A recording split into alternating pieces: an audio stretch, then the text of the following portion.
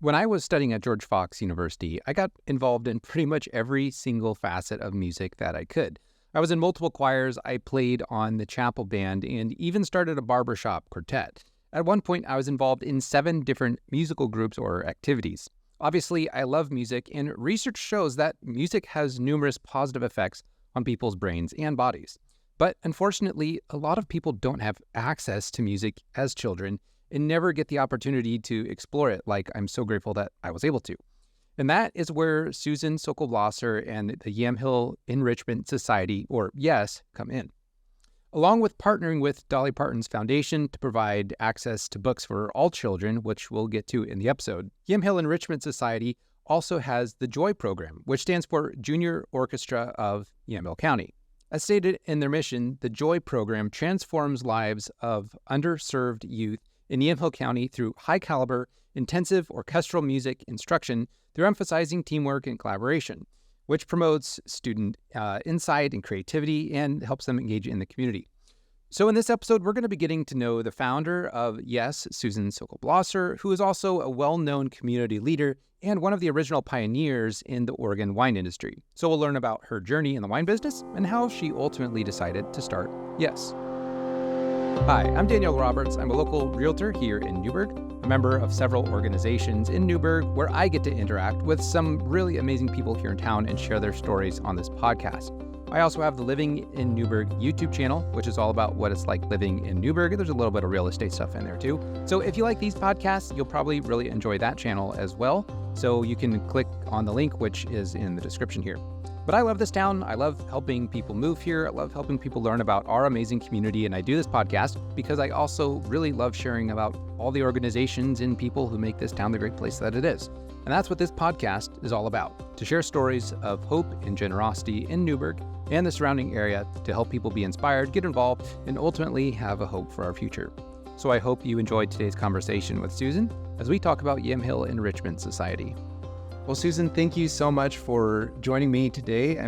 I've been talking to Alyssa Johnson, who is involved with your organization for a while, about doing this podcast. And I feel like it's been over a year, and finally we're here and sitting down and recording it. So it's great to finally be here. Thanks for joining me. Well, thanks for the invitation. I'm delighted to be here. So Susan Sokol Blosser, obviously, there's a lot of people who know that name, or if they don't know you specifically, they've heard about the Sokol Blosser, I can't even pronounce it right, Sokol Blosser Winery, which is one of the first wineries in Oregon. So you guys were instrumental in really making this area a really prominent wine region. And we'll get to talking about the Yamhill Enrichment Society and all of that. But first, I think it's important for people to hear your story and how you kind of got to be in the position you are. So I'd love, if you could, for just a few minutes to share a bit about the early wine days, or the vineyard years, which is that the name of your book? Did I get that right? Okay. So if you could share a little bit about that, just for people who may not be familiar with who you are. Sure.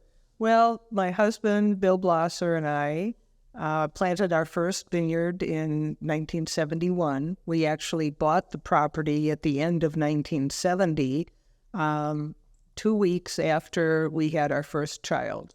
So I look at it as we each gave birth. And that child is over 50 now. So we've been doing this a long time. And I guess one of the things that I'm really proud of is that the business has actually survived for over 50 years, which is relatively unusual for a business. But people ask all the time, how did you get into this? And I have several different answers. One is we were young and we were nuts, and we, what did we have to lose? It's the kind of decision you make when you're young and are willing to put time and labor in something instead of money. A lot of the folks who come into the wine business now are doing it either as retired or where they've made money in something else and have always wanted to have a winery. Well, which is great. But when we started, and the handful of other young urban professionals like we were, we didn't have a lot of money, and so we bought everything used and traded information, and we became very close, and the whole wine industry fit in our living room, and we would meet. There are now over 900 wineries in Oregon. You'd have to have a very big living room to fit everybody. Yes, indeed. Be a ballroom. But I think we were part, there was a back to the land movement then, and we were part of that. There was also a out-of-the-box entrepreneurial thinking when, at the time that we started. It's the same time that Microsoft started, that Apple started, that Julia Child was teaching the world to cook in a different way. I mean, there were just all these things that were happening that were different ways of thinking. And my sense is that we were part of that energy. We just manifested it in a different way.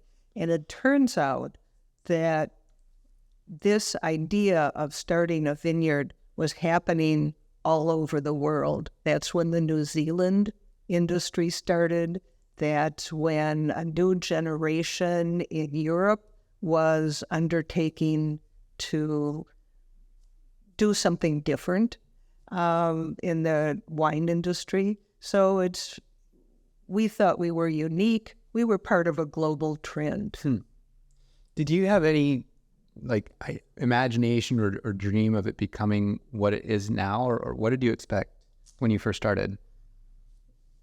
When we first started, well, we started with a vineyard, and we had that for a few years before we were able to start the winery. And we didn't know what to expect. And it was very difficult to think about the future because we were so busy trying to put one foot in front of the other to keep going.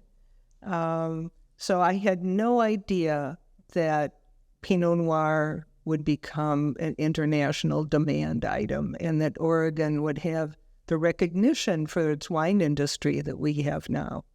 Yeah.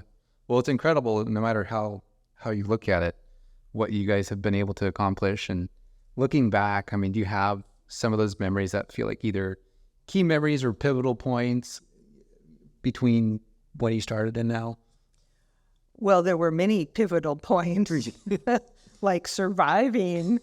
And I think, well, one of the most recent pivotal points, which is what all the early vineyard people, winery people have had to face, is what happens as you get older.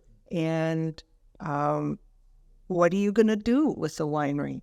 And that's been very interesting to watch because for many, most, in fact, if they had children, the children were not interested or not competent. Two different things.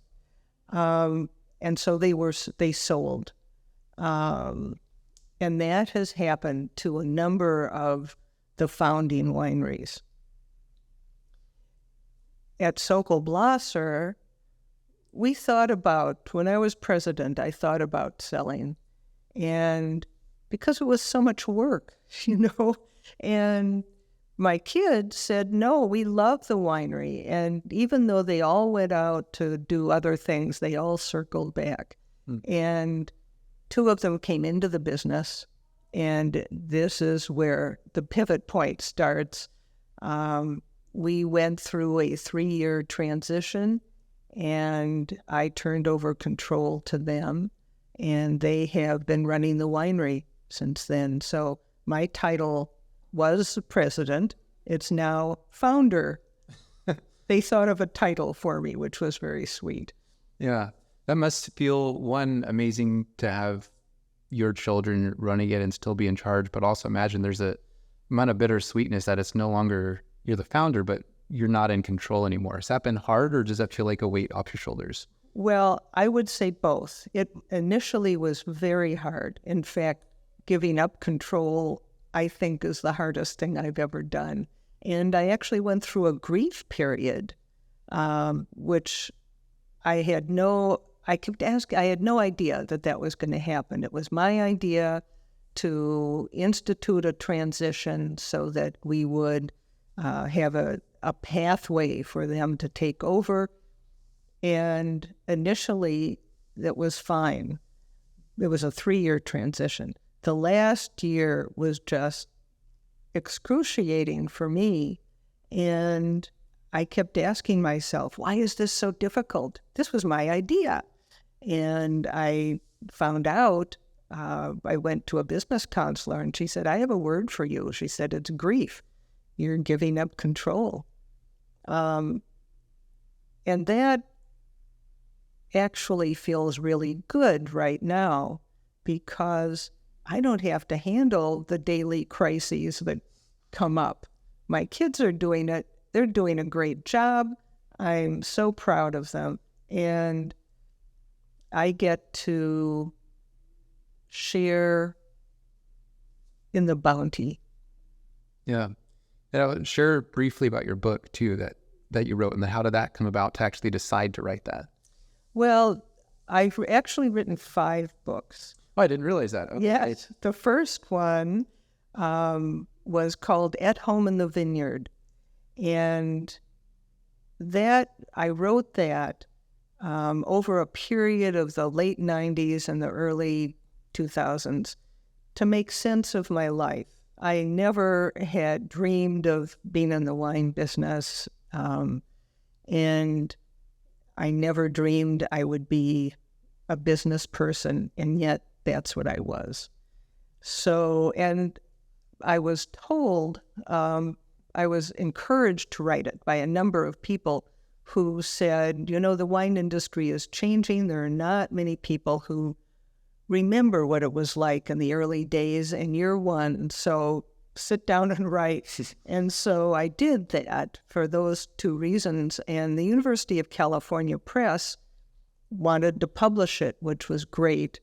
They had a niche of wine books, and they didn't have anything from Oregon. So the Vineyard Years that you referenced was really updated. After my kids took over in 2008, they said, well, the At Home in the Vineyard was out of print, and they wanted to redo it and update it. So I did, and from the perspective of age. So it's a different slant on the story, and it also takes place up through 2016. So it covers the transition and is a much fuller account. It also has recipes in it, which are food memories. It's not a cookbook at all, but food memories from the experience. The other books are Gracious and Ruthless, which is my business philosophy. It's a series of short essays. And then I wrote a book called Letting Go, which is, I had to write just for my own sanity after I turned over control, because everybody talks about accumulation, networking, wealth, all the things that lead to success. Nobody talks about letting go. So I wanted to write about that. And then the most recent book is called 7 Lessons at 70, Notes from the Front Line. And that's a series of short essays about aging. Those sound like, but it's funny because I know I'm not old, but I feel like I'm one of those people who will never admit to being old, no matter how old I am. But there's so many interesting principles about aging, because I live with a philosophy of, I want to live now how I will be able to look back and be glad I did, essentially. So learning lessons like that at a young age, I feel like are helpful. doesn't do a whole lot of good if you get to 70, 80, 90, and then read books about, oh, this is how I wish I would have lived. And at the same time, learning to age well and aging with a positive perspective. And I think our culture does such a disservice to aging, and everyone's trying to avoid aging. But how can you learn to embrace it, which it sounds like you have, and at least you've reflected a lot on it. Yes. Yes. Oh, those are all good points. And that's what I tried to address. So from going to, you were running the vineyard, there's the transition period. At what point, coming back kind of full circle to the Yamhill Enrichment Society, how did you decide that was something you want to do? And for those who may not be familiar with what it is, if you could describe a bit about the society itself. Yeah, you bet. So after 2008, and I turned control over to the kids, and I was trying to decide what I wanted to do, I was recruited to run for state representative. Mm-hmm. So I did that. I thought, I was a former teacher. I have experience in education. I'm a small business person. I've been a farmer. I'm perfect for Yamhill County. So I agreed to run, and I lost. But I raised a lot of money, and there were a lot of people who believed in me, and I became connected with the community in a way that I hadn't been. And I thought, I can work on issues that interest me locally. I don't have to be at the state level to deal with these. And I said to myself, I want to do something in Yamhill County. So that had to be in the name, and I wanted it to be positive. So I came up with the acronym YES before I actually came up with a name. Okay, I wondered which order that came in. So Yamhill Enrichment Society, which, doesn't really mean much, but it has the acronym YES. And because I had raised so much money, this is why I mentioned that, I had money left over, and, you can't keep the money. You can return it to the party, or you can give it to a charity. And I thought, I'll make my own charity. So that's what I did. And I started it. I got a community board together, and we received our nonprofit status, the 501c3, in 2011. So the vision has changed a little bit over the years as we've really honed in on what we want to do, and what we've honed in on are children. And we have two programs. One is, they're literacy and music. The literacy program is part of a nationwide program called Imagination Library that is run out of the Dolly Parton Foundation. And we are the Yamhill County affiliate.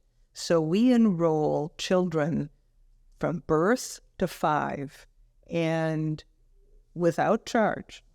And the Dolly Parton Foundation sends each child to their home every month an age-appropriate book. So if a child is enrolled at birth, by the time they age out at 5, they will have accumulated their own little library of 60 books. We've had this program about 10 years, and over that time, we have shipped out over 250,000 books. Wow. Just within Yamhill County, 250,000 books? Yes. Wow. So, and these are books that we really aim to enroll children who otherwise might not have books in the house. So we go to Head Start, we go to the relief nurseries, we go to pediatricians.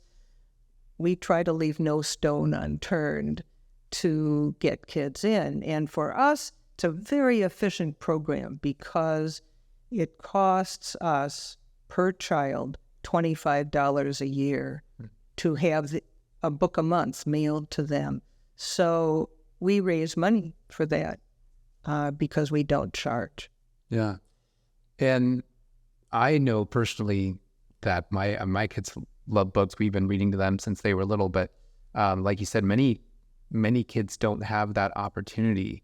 And can you share about what is so important between those ages of 0 to 5, that reading is so important in those years? Well, reading to a child is particularly one who's not going to understand, a baby. It's more about bonding with the parents. And every book that the foundation sends has tips for parents or caregivers how to relate to your child with this book. So it's learning, it's the bonding experience, it's learning words, and then as soon as they're speaking, it's following the words and looking at the pictures. I mean, there's just so much. One of the things we're doing now is trying to do evaluations. So do the kids who go through this program that have received these books, do they do better in school? Do they read better? How do they do on reading tests? I mean, all the studies that the Dolly Parton Foundation has done says yes to all of this, but we want to do our own studies. Yeah. Do you guys have any partnership with the library in town? Oh, yes. Okay. Yes. I imagine you would. I'm just curious how that works. Right. Because I think they had I'm trying to remember what it was. I think it was they're trying to get kids to read 1,000 books by the age, whatever age it was. Well, I think that's a school program. Is it? So you have to remember that this is a preschool program. You age out at 5, and then you start kindergarten. Yeah. One of the funny things about, because some people might say, well, 1 book a month, it doesn't seem like very much. But if you have a little kid, they always want to read the same books over and over. So as you begin accumulating those, it's, they got a whole collection, and they don't get tired of books like I would think that a person should. That comes later. Yeah. So one of our board members, for whom English is her second language, has a daughter who was enrolled in this. And she is so enthusiastic about the program because she said at her home, when growing up in Mexico, there were no books in the house. So she feels like she is giving her daughter an opportunity that she didn't have. Yeah. And so that really speaks to us that we're making a difference. Yeah, that's really powerful. And the other part of your organization has to do with music. So how did you settle on that? So the music program is also allied with, this time, an international program that called El Sistema, the system, which started in 1975 in Venezuela. And it was started by musicians who were community-minded, and they started it as a way to engage the very poorest kids who had no opportunities at all. And their thought was, we will harness the power of music for social change. We will teach these kids to play instruments. And the research shows that when children are taught an instrument, it's like putting the brain on a full body workout, that you learn focus, you learn discipline, you learn all kinds of teamwork. And inside, it develops your brain, executive qualities. I mean, the research is absolutely compelling. And it is most important, most critical, if you start at an early age, before age 7. So this program that we have, we call JOY, which stands for Junior Orchestra of Yamhill County, which is what we aspire to. And we started to work with the public schools in Newburgh. And in order to do that, we had to get the blessing of the superintendent, of the principal, and especially of the music teacher, because we hires a violin teacher to work with the music teacher to teach every kindergartner how to play the violin. It's an incredible program. So during kindergarten and first grade, this practice, teaching violin, happens during music class. Starting in second grade, the children have to sign up because it becomes an after-school program. And we introduce cello and viola so they can play ensembles. So this program started, our Joy program started in 2017 at Edwards Elementary in Newburgh. We were really pleased to start there because we understood that 86% of the student body was on free or reduced lunch. So these were kids who wouldn't otherwise have this opportunity. And the music teacher then, Janice Dodson, who has since retired, I'm so sorry to say, was enthusiastic, was really terrific, and worked with our teaching artist. That pilot program, those kids just finished their 5th grade this past June. Wow. And are going to help middle school orchestra really shine. So we are starting one more school in Newburgh this fall in a few weeks at Crater. And we did start in McMinnville. We did open 2 schools for Joy last September, and we will open 2 more this September. So our vision is that every elementary school in Yamhill County has this program. And if you were able to see these kids play, whether they're kindergartners or 5th graders, you would be so impressed by the focus, by their discipline, by their enthusiasm, by their pride in what they've achieved. We've had really terrific response from parents who are thrilled to see what their children have accomplished. Yeah, that's incredible. Have you gone to performances and watched the children perform? Oh, absolutely. Have you seen you've kind of been there since the beginning. Have you seen how they've changed and grown over the past several years? Well, the McMinnville School District folks came to visit the Joy program before they decided they wanted to do it. And first they watched the kindergarten class, and then they watched the first grade class.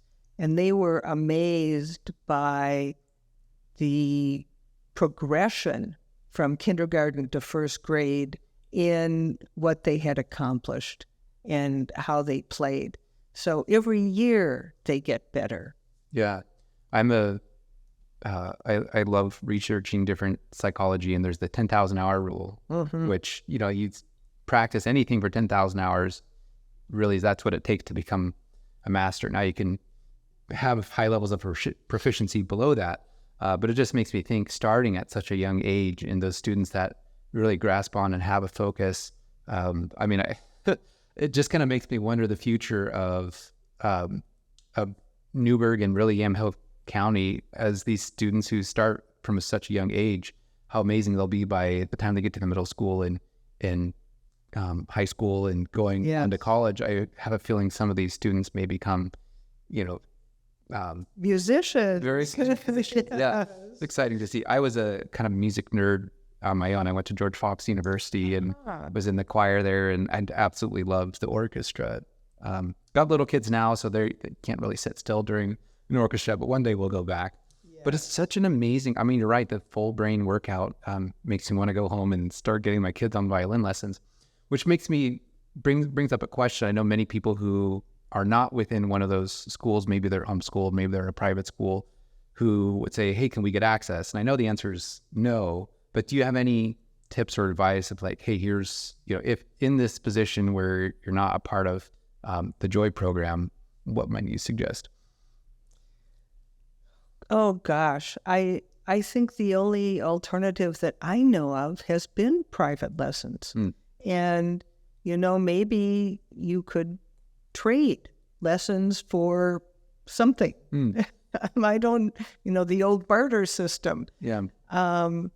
But that's why we want Joy in every school. Yeah. So that we won't have this problem. Now that leaves out private schools and homeschooling, but once we get in all the public schools, there's no reason we can't expand and include everybody. Yeah. Well, you got to start somewhere. Right. I think a lot of times it's so easy to say if we can't do everything, we shouldn't do anything. And I think you've done an amazing thing by starting in one of the schools that had many of the most disadvantaged students. And there's not that there aren't disadvantaged students elsewhere, but I think that you're starting with a really high impact. Right. And personally, I would love to see, and granted, it would take a lot of effort to have it go beyond where it's outside of the school. But I imagine there would be a lot of support for that. Maybe we can talk offline down the road, because my son just turned 5 and is a prime candidate. He loves music and is at that age. I was literally just looking on Facebook Marketplace this past week for a violin, wondering maybe I could learn and teach him. Just, I at least could learn enough myself to teach a 5-year-old. maybe. We actually start with what are called box violins. They don't start with the real wooden violin. And a box violin is like a Kleenex box, a tissue box, and we use a paint stirrer as the fret, and they learn to hold it the proper position. They learn how to carry it. They learn respect for it. And when they hold it up, they sing. It's the Suzuki method is what it's called. And then maybe midway through the year in January, the excitement builds and they actually get their real violin. Yeah. And then they know how to treat it. So we've had very little repair issues. Yeah, that's a really good point, actually, because that was also a concern. You don't want to give a child something. I made that mistake with one of those little guitars. I got him this guitar. I was so excited, somehow thinking that he was going to love guitar. Next thing I know, the strings are broken. It's being used as a drum. And oh my gosh! All other kinds of things. But no, that's really exciting. I'm so thankful to you. Like you said, the only other option has been private lessons, which is so unattainable for most people. Right. So I look forward to seeing how this program grows and expands and affects the young lives here. Do you have any specific stories about a specific family or child who was really impacted that made you just go, yes, like that's what I was really hoping for? Have you heard any of those? Well, we have. We've had some parents write us letters, which have been very touching, about how one parent wrote us and said that their daughter was so proud of being able to play the viola and took it every time they had a family get together and would stand up and play for everybody. And that, that was her identity, was to be able to, that she was able to play this instrument. And the same woman said that she had another child who was about to begin kindergarten who was very excited about being part of the program. Had another woman write and say that her son doesn't like school, and on the days when he knows that they have violin class, he wants to go. So that's very touching too. And after concerts, I've had parents stop and say, thank you for doing this wonderful program. So they haven't given me specific stories, but for them to go up and say that, come up and say that. And I had one student after a concert recently come up and get my attention and thank me. I was so touched. I think his mother asked him to do that. But anyway, he did it, and he did a very, very nice job of thanking me. Yeah. Wow. It's interesting being in a position where you're leading a nonprofit, or I mean, just in this case with the Giving Town podcast, every once in a while you hear stories of someone, like in this case, they'll hear a story, and I get to hear of some way they got involved with another nonprofit, that they learned something new. And those are really make it worth it. I'm sure there's so many kids and families who are touched who don't take the time to reach out, but I'm sure it really makes your day when they do. Yes. So how can people learn more about this, or get involved, or support whether it's the Joy or the Imagination Library Partnership, or just the Yamhill Enrichment Society as a whole? Well, the best thing is to go on our website and really learn what we do in more detail. And that is simply YamhillEnrichmentSociety.org, not .com, .org. And you will see, I think there's some videos on there, and descriptions and all kinds of information. Our biggest need at this point is not volunteers, it's funding. That we exist on the generosity of the community, and that includes individuals and businesses who have been very supportive. George Fox has been one of our strongest supporters. And grants from foundations. So the Joy program is actually a very expensive program. In my mind, it's well worth it. I'm willing to fundraise for it. But you've got labor, you've got instruments. There's just a lot of cost that goes into it. Yeah. And it's very, for the number of children that we are able to serve, we hope that increases. But as it increases, you need more instruments and more teachers. So yeah. And now, do the students keep the instruments? No. Okay. No. So in kindergarten and first grade, there's one classroom of instruments, and every class that comes in gets to use those violins. But then when you have viola and cello and it's in the afternoon, we essentially let kids have the instrument while they're playing, and then they turn them in. Wow. Well, one of the other questions that I ask every guest that comes on, and I didn't prepare you with this one, but what is something that gives you hope for the future of Newburgh and Yamhill County? Well, I think it's really the two programs that we're promoting that as they grow, I see huge potential for Joy especially. It's the younger program. Imagination Library, we have enrolled half the demographic of, 0 to 5-year-olds, and that will stay steady. But Joy has incredible potential. I would love to see Joy grow into its name, actually have an orchestra of all of Yamhill County that comes out of this training that we're doing in the elementary schools. Yeah, and I love the name, because Joy is something, the actual, I don't even know, it's not really, it's kind of an emotion. I don't even know how to describe it. It's what you feel when you play music. Yeah, it's so much, it really is. When you're in flow, when you have that, there's really not much else like it when you're playing with other people and you're in sync. It's very fulfilling, very rewarding. And yes, joy is a very descriptive, our business name is the Joyful Robbers. So we obviously believe in joy and believe we can't get enough of it.